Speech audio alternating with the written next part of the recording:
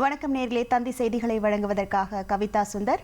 கோவை வருகை தந்துள்ள முதலமைச்சர் ஸ்டாலினுக்கு வழிநெடுகிலும் உற்சாக வரவேற்பு அளிக்கப்பட்டு வருகிறது. விவரங்களோடு இணைகிறார் நமது செய்தியாளர் ஹரிதாஸ்.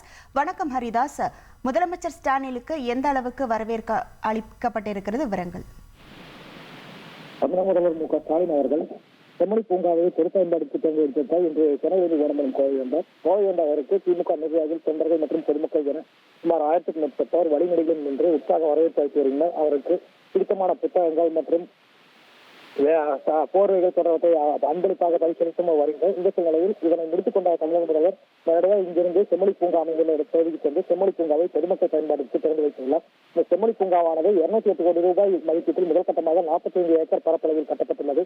இங்கு ஏராளமான அரங்கங்கள், 5000 பேர் அமர்ந்து பார்க்கக்கூடிய பார்வையாளர் அரங்கங்கள், அதே போல பேட்டரியாக இயங்கக்கூடிய கார்கள், அதே போல மூலிகை இடம், மூலிகை தோட்டம் என 23 வகையான தோட்டங்கள் இடம்பெற்றுள்ளன. அதே போல சங்க இலக்கியங்கள் இடம்பெற்றுள்ள மர வகைகள் உள்ளிட்டவை இந்த செம்மொழி பூங்காவில் நடவு செய்யப்பட்டுள்ளது. மேலும் 2000க்கும் மேற்பட்ட ரோஜா மலர்கள் பூத்துக் குலுங்கும் வகையில் ரோஜா மலர் கண்காட்சியை ஏற்படுத்தும் வகையிலும் அந்த பகுதிகள் திறம்பட செயல்படுத்தப்பட்டுள்ளது.